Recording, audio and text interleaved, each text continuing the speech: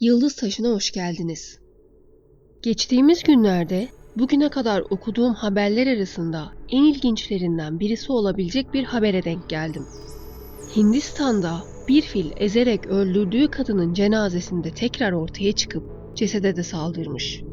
Haberin sadece başlığını gördüğümde kadının file isteyerek ya da istemeyerek zarar vermiş olabileceğini düşündüm. Ama durum öyle değil. Hoş öyle olsa bile yine de çok garip. Olay şöyle.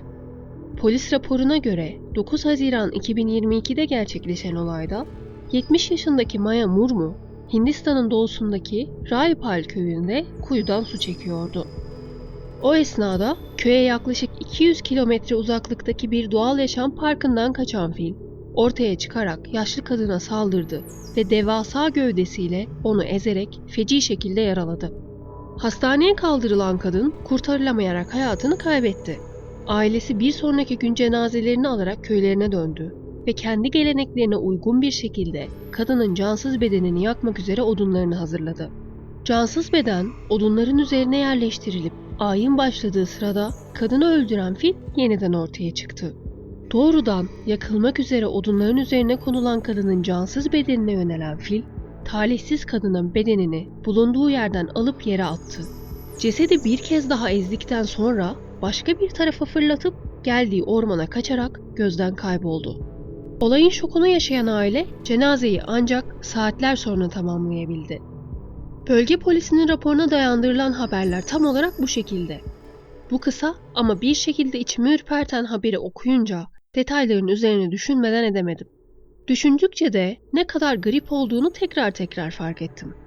Bir doğal koruma parkından kaçan fil, karşılaştığı bir yabancıya saldırıp öldürüyor. Peki, Hindistan'da yılda yaklaşık 100 kez, yani yaklaşık olarak 3 günde bir gerçekleşen bir olay.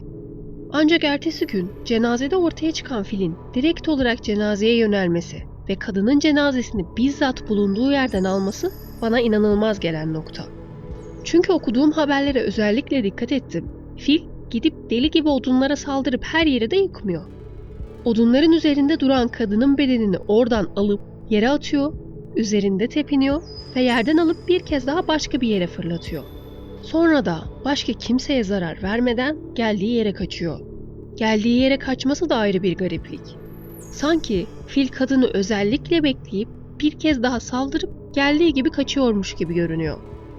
Bu haber Amerikan gazetelerinden İngiliz gazetelerine kadar dünya medyasına bu şekilde yansıdı. Ben de gerçekten böyle mi oldu diye Hindistan'da yaşanan bu olay için bir de Hint kaynağı aramaya başladım. Zira bir hayvanın planlamışçasına böyle bir saldırı yapması tüylerimi diken diken etti. Allah'tan gördüğüm her şeye inanmayan bir insanım ki haberin çok daha gerçekçi görünen halini de buldum. Bir Hint haber sitesinin anlattığına göre durumun Amerika ve İngiltere medyasına yansıdığı halindeki gibi gizemli bir durumu yok. Hoş, ABD, İngiltere derken bizimkilerin içinde de o haberi aynen çevirip paylaşanlar var. Aslında ise olay şöyle. Yaşlı kadın su taşımak için evinden ayrıldıktan sonra bir fil sürüsünün üzerine geldiğini görüyor. Kaçmak istiyor ancak ne yazık ki kaçamıyor ve sürü tarafından eziliyor. Durumu haber alan köylüler kadını hastaneye yetiştirmeye çalışsa da kadın yolda hayatını kaybediyor ve aynı akşam köyüne götürülüyor. Cenaze taşınırken aynı fil sürüsü bu kez de cenazeyi taşıyan kalabalıkla karşılaşıyor. 12 filden oluşan bu büyük sürüyü gören köylüler korkarak kaçıyor ve cenazeyi de ortada bırakıyorlar. Tabii filler de oradan geçerken cenazeye basmayalım günahtır demiyor ve talihsiz kadının cenazesini bir kez daha eziyor.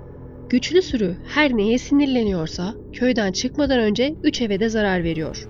Durum bu. Aslında ilk başta Batı medyasına yansıyan haber ve gizemli havası içimi ürperttiği için bu videoyu yapmak istemiştim. Ama her ne kadar gözümde canlanan sahnelerden etkilenmiş olsam da içimden bir ses biraz fazla fantastik değil mi deyince bir kez daha araştırdım. İyi ki de öyle yapmışım. Nasılsa kanal benim rahatlığıyla bu videoyu yine de yapmaya karar verdim. Hem bu ilginç haberin doğrusunu anlatmış olmak hem de medyanın böyle bir haberle bile onu daha ilgi çekici hale getirebilmek için nasıl oynayabileceğini göstermek adına güzel bir içerik olduğuna inanıyorum.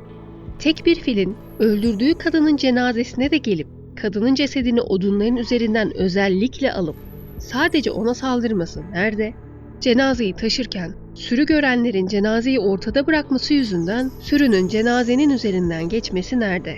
Siz olun. Gördüğünüz, duyduğunuz her şeye hemen inanmayın. Her hikayenin en az iki yüzü vardır. Askeri, politik, günlük. Haberin içeriği ne olursa olsun birileri bizimle hep oynuyor. İzlediğiniz için teşekkür ederim.